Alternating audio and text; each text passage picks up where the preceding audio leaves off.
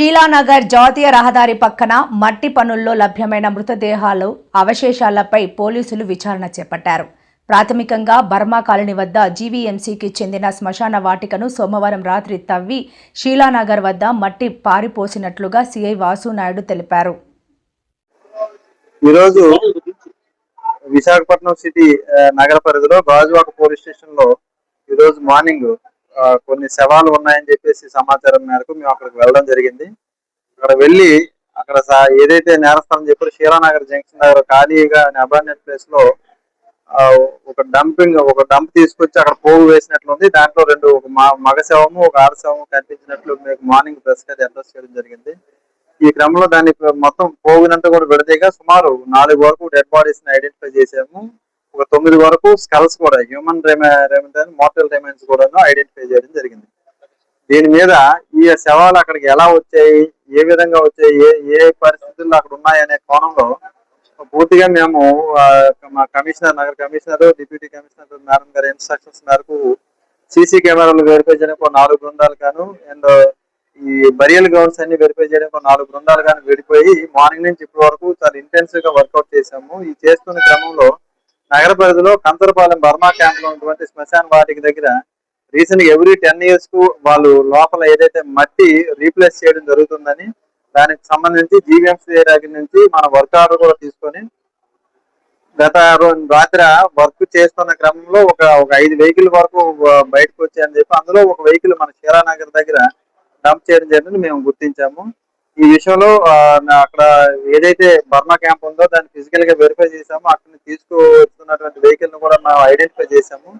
And ఇప్పుడు వాళ్ళని secure చేస్తున్నాము, వాళ్ళ స్టేట్మెంట్స్ కూడా రికార్డ్ చేస్తున్నాము.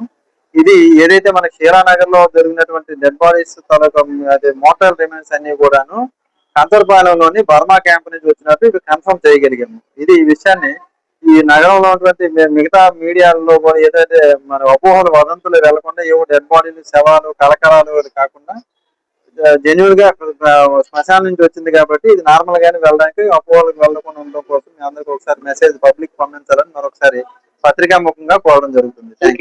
విషయం తెలియదు కాబట్టి ఏదైతే డెడ్ బాడీస్ ఎక్కడి నుంచి వచ్చాయో తెలుసుకునే కోసం అనేది ముందైతే కేసు అయితే రిజిస్టర్ చేయడం జరిగింది. జెన్యున్ ప్రొసీజర్ గానీ ఏదో రొటీన్ ప్రొసీజర్ గానీ కేసు అయితే దాని ఇన్వెస్టిగేషన్ కంటిన్యూ అవుతుంది. ఏదైతే ఇప్పుడు మనం శ్మశాన వాటికి అన్నాం కాబట్టి ఇది రికార్డెడ్ గా అఫీషియల్ గా వాళ్ళ దగ్గర వర్క్ ఆర్డర్స్ అన్ని తీసుకున్న తర్వాత కాపీస్ అని తీసుకున్న తర్వాత కేసు అనేది ఫర్దర్ డెసిషన్ అనేది తీసుకోవడం జరుగుతుంది. వర్క్ ఆర్డర్ బేస్ చేసుకొని శ్మశాన వాటికలో తరలించారంట.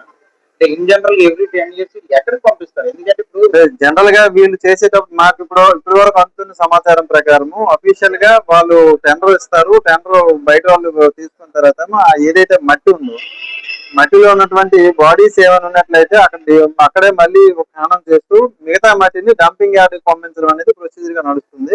ఇప్పటి వరకు మాకు తెలుస్తున్న ప్రకారం అక్కడ వీళ్ళు ఇచ్చిన మట్టి శ్మశానంలో మట్టి అని కానీ సెంటిమెంటల్ గా అక్కడ ఉన్న డంపింగ్ యార్డ్ వరకు వెళ్లకుండా బయట ఏదైతే లారీ ఓనర్స్ ఉన్నారో వాళ్ళు 4,000 కి ఎంతకు బుక్ చేసుకున్నట్టు తెలుస్తుంది. వాళ్ళు దూరం పట్టుకెళ్ళకే స్మెల్ వస్తుందని తెలిసి ఇక్కడ ఎక్కడ పడేసినట్టు తెలుస్తుంది. దీని మీద ఇంకా దర్యాప్తు చేస్తున్నాం.